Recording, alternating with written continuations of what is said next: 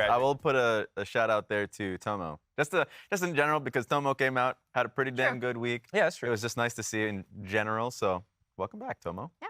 And a reminder that Samsung has partnered with Sleeper and Fantasy LCS, and you can now earn bonus points for each week for correctly predicting the fastest performers. So congratulations to those of you who were able to claim that reward this week. So, playoff picture. Yes. It is looming over our shoulders. Literally. Yeah. It's starting to solidify this week. I think the big thing that everyone is super concerned about is this kind of cluster here, right? Because we have TSM, 100 Thieves, and TL. Obviously, everyone's already leaning into the narrative of 100 Thieves having to battle TSM and TL directly in the standings, and then CLG just above them. Yeah, I mean, to me, one of the big things is just the fact that Golden Guardians, CLG, and TSM have been so good. They're all in the playoffs, and Team Liquid, 100 Thieves, and Dig, who a lot of people were projecting as the actual top 6, are all out of it. Yeah, if this froze today, I don't think I would have ever been more wrong about projected LCS playoff teams. Like we almost all usually get like 5 out of 6 at the start of the split. And if I get 3, that's a really abnormal split. Yeah, every single one of us had 100 T and TL in our top 5, right? Yeah. Like preseason? Yeah, and there was a mix between, some people had CLG 6th and Dig. I think it was Dig and CLG that were... Those were the 6, 7 that people were debating. Yeah. I had Team Liquid pretty far down in my power rankings. I think it was 5th or something like that. Still in the playoffs. But it was still playoffs. I still had them in range of playoffs. And so, like, this was, you already said it, I was going to come out and say that this was my most copium split, where I'm like, oh, next week, 100 Thieves and Team Liquid are going to get it together, because it's always that faith that the players that have done it before can get back in doing it again, and it just has not worked out. And I have to now rewire my brain to believe that, no, they are actually having a terrifying split, and they need to, they're in a desperate situation these next 2 weeks. I am fresh out of copium. Yeah. It's kicked. It's cashed. I've emptied the copium pipe. Yeah. There's nothing in there for Team Liquid and 100 Thieves, because I've been strung along long enough to be like, oh, they'll get it together. You know, Team Liquid is just, they got good early games. And like, I started to believe after the Golden Guardians one, but then the game today was depressing with all the exact same problems. Doesn't look like they actually played well. It just looked like for one game against Golden Guardians, the problems did emerge. And 100 Thieves, yeah, they beat Team Liquid. That's the only team they've beaten in their last 8 games. And they are just disastrous. They try to go all scaling one game, get absolutely blown out. Then today they're like, screw it, all early game, get blown out equally as hard. And it's a disaster to watch them. All right, who we going in on first, TL or 100 Thieves? I'm done. I threw both out. I don't like either of these. Yucky. You want to do one team first? Oh, you go first. I'll take TL. Okay. Azale said in his postcast he was looking at Team Liquid's upcoming opponents, because if you hit 10 losses, you usually miss playoffs. Mm-hmm. There's only been one time that a team made it with 10 losses. And they play FlyQuest C9 next week. Oof. Back to back. Oh. Here we go. That hurts. They're not going to playoffs. That hurts. Unless they do something really, really impressive. Mm-hmm. And they've only beaten, I don't think you said this yet, we're talking about it between games. Mm-hmm. They've only beaten 3 teams in the LCS. Yeah. The whole split. They have 1 game against Dig they've won, 2 games against Immortals, and then the 2-0 over Golden Guardians. They're 0 for everybody else. Mm-hmm. It's rough out there. Yeah. I'm actually weirdly most curious about TSM. I want to see if, and obviously I know we were talking about 100 Thieves, TL, but TSM are in that same like cluster. Yeah. And I feel like we see them have really good games like today, where they look super coordinated, where once they get Boogie has a really strong early game. Once they get a lead, they're able to close it out. Or which was actually cool to see, because previously they would be losing the early game and then come back through mid to late game fights. Mm-hmm. But Turtle looked really good on the team today too. So I wonder if that's a roster change that they stick with going into the back half of the split during their playoff push. You have to believe that it is. I think it's risky enough already with 3 weeks going to playoffs that you make a change. But the fact that they did so, and it's working out, at least this week it looked good. There's no way in my mind that they make a change unless if there's anything crazy that happens, right? Next week, maybe they get blown out. It's like, okay, we need to make like a stabilizing change. But this, for me, feels like a big one for them. For a team that has stayed the same throughout the entire split up until this point, I think it's probably a lasting one. Yeah, I think them, Golden Guardians, and CLG are surprisingly stable. Like, they might lose one game or, like, make mistakes in the games, but more or less they have their kind of strategies and they stick with them. Yeah. You know, Golden Guardians came back down to earth a little bit this week, I think, losing to Team Liquid and having a bit of a banger versus Immortals, where Gory was having a bit of a happy game. But, like, I don't think they're going to suddenly, like, drop 5 games and drop out of playoffs, which is, like, what would have to happen, you know, finish 8 and 10. And for CLG, even if they go 500 the rest of the way, a little under, they're probably safe. Same with TSM, so. Yeah. I think what TSM has done this split has been a positive thing where it's like, hey, we are, like, in a Zubu Blaze, the one-trick warhorse, like, the one style that we play that is successful for us. Yeah. Solos on tanks, bot lanes on a hyper carry. Mid lane can be roaming, but like Maple has this set champions that have been really good for him, and he's just been, I think even if he's out of that pool of champions, he does well anyways. But just generally speaking, they're a front-to-back team. And they've done really well in terms of front-to-back from the beginning of the split till now. So yes, when they do get, if they do get to playoffs, there's going to be a challenge in playing that style in 5 games. But I think right now they don't even need to think about that. They've been succeeding with what's being given to them. One team I'm really curious about is FlyQuest. They did lock playoffs today, due to, I believe, the 100 Thieves loss. So congratulations to them. But they've looked a little bit shaky this week, not just in the loss, but also in their win. Yeah, you can't win the LCS in like 4 weeks of games. And I think we all kind of, I think a lot of people kind of make the mistake of seeing how dominant they are in like 4 weeks. We ask them a ton of questions about, you know, how do you stay motivated? What's it going to be like internationally? And there's a lot of league left to be played. Like, even the preseason bet we have of whether or not C9 ends above FlyQuest. True. That's in play.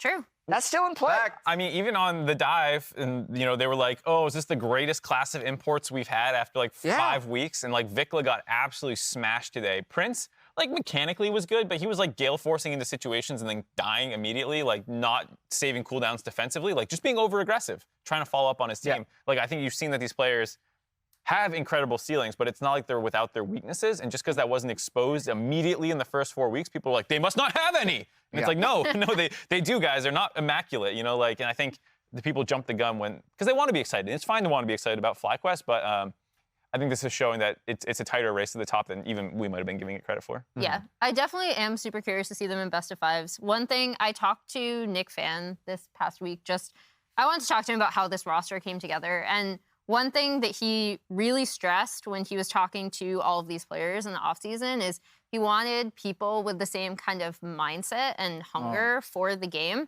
so that even when they disagree, they're all on the same page in terms of like how they want to play, how they want to prep, and how they want to practice. And I think that's really interesting. He also said that he only thinks, and this was before the loss, that they're at like 30%, if that, of like this team's potential, or like what they think they can be, which I thought was really interesting in light of all of the hype we were giving them, especially in the first 4 weeks. Yeah, it's true. Maybe internally it's completely different. We never know exactly what's going on for the teams and the conversations they're having. And Prince having the game that he had today could be more par for the course of what happens in scrims. Like, we were memeing a little bit with Spica yesterday when he was here, but like, what's your scrim win rate? Because like, they're different levels of dominance. So like 2020 C9 had like a 90% scrim win rate, which makes it like almost impossible to understand what's good because you're winning pretty much everything. I'd say the sweet spot is like 65%, where you're winning 2/3 of your scrims, so you have enough positive vibes to continue dominating, but you're also able to learn some of the things that are bad.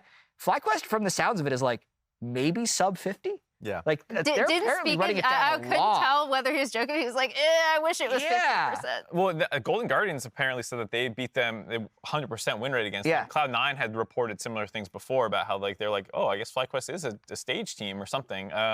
Who knows? We know what you did learn was that Garen is good. Moose Hater's been repping him up, finally picked into Cassante. Moose Hater's nothing special. He's just been playing an overpowered champion. I think this is what I've learned. Moose Hater catching strays over here. He had a tweet where he was like DMing Tenacity about like, you should play this into Cassante. He's like left on red, and then someday played it. Garen was the last champion to be played in LCS history. Every other champion in the entire roster of League of Legends was played until Garen. So now we finally have the entire roster played. Is this like when Is this like when the Cubs won the World Series? Like the LCS is over now? We did it? We've done it. We're The closing it Pokedex is complete? randomly after week 6. All right. Roll Done. credits. See you, everybody. And the last MasterCard Player of the Week ever in the LCS is JoJo Pion. I did want to bring this up because JoJo had a really good week. I know people were joking. I believe it was Cubby being like, yay, JoJo didn't die in side lanes. But, you know, when you are pressuring the map, that does make a massive difference. He had a monstrous game today on the Azir. And it is really cool to see this past week them be able to recover and play really well. This is a team that we kind of already know how... Actually, we don't know how good they can be because they did change out pieces of their roster, but we have somewhat of an understanding due to their core of how good they can be. Yeah, and I mean, just specifically, JoJo Pion is somebody that we wanted to celebrate coming into this split because we know how good he is, how, like, of a young player. And yes, the Azir game today was great, but also just the Akali game. If you look at the context of that Akali game, there's no way for him to be, like, doing well. Like, that was a really hard Akali game, but he is somebody that, we'll just say, pick it for me, slams it, has an insane game. JoJo Pion is somebody that has, like, we already know his mechanics are high, and we know that he will always play to his limits. But this week was exemplary, like a great example of who he is as a player. Yeah, the Azir game, most of those early kills on Vikla came off him and Inspired's tag team, and he was just really clean. And I feel like, and this is probably too big of a conversation to launch into, but the community really focuses on big mistakes. And sometimes not enough on just consistent dominance to get to a position where like that mistake might be bad. Yeah. But, like JoJo in early game and even in team fights is really, really good. It's just the map stuff and it's like whenever it happens, you're like, what an idiot. But like the other things that he's doing well is better than everyone else in the league, and other people can't even do that stuff. Yes. So it's like, okay, yeah, he does this like dumb thing every once in a while, but like, my God, at least he can do these other things well too, which other than like Vikla and maybe Eminez, it doesn't seem like it's happening. Maybe Gore a little bit too, but like he is, even amongst them, arguably the best laner. And I love that you mentioned specifically Vikla and Eminez because hearing from Vikla, he talks about, it's like, yeah, I want to play against JoJo Pion. And you hear from Eminez, and this was when he was in the Challenger League, right? When he was in an interview and was asked who you want to play against, he just says JoJo Pion. He leapfrogged all of the academy, like the Challenger mid laners, and was like, I want to play against JoJo Pion, and he thinks that he was really good. Everyone has that respect for him as a player. And so the fact that now people are really recognizing that, it's good to see. Yeah. Well, let's pull up our standings. Let's pull it up. Kind of, they were behind us because we were talking about standings, but just in case you need a refresher, FlyQuest still in first place with an 11-2 overall record. Today they just qualified for playoffs. Following them is Cloud9 at 10-3, EG at 9-4, Golden Guardians at 8-5, CLG at 7-6, and then TSM at 6-7. 100 Thieves tied with Team Liquid Honda at 7th at 5-8. Immortals Progressive at 3-10, and Dignitas at 1-12. Race to the playoffs. It's pretty close. Yeah. It's going to be tight. Thursday's schedule, FlyQuest versus Team Liquid Honda, TSM versus Immortals Progressive, Cloud9 versus Evil Geniuses. That's obviously a top one. It's a banger. 100 Thieves versus Golden Guardians, and then CLG versus Dignitas. I like these game 4s that we've been having. I don't know why. There's just like something about Golden Guardians 100 Thieves where there's the preseason expectations versus what we've seen lately. We had that Golden Guardians TL game where TL kind of like surprised us. If 100 Thieves doesn't win that one, I think they're also toast. So it's gonna be a banger.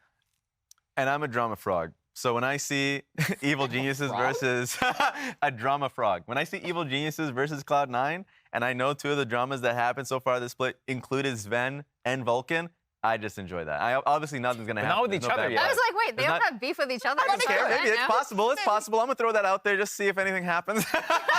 Hey, you guys should fight. Fight! Raz apparently wants you two to fight, so good luck with that. That does it for us. We're going to end there on the LCS Lounge for today and for LCS for this week. Salt League starts tomorrow at 1 p.m. Pacific, 4 p.m. Eastern. Thank you so much for joining us, not just today, but if you've joined us previous days as well. And that's it. Woo! I don't have a pen to throw. Oh, wait, I do.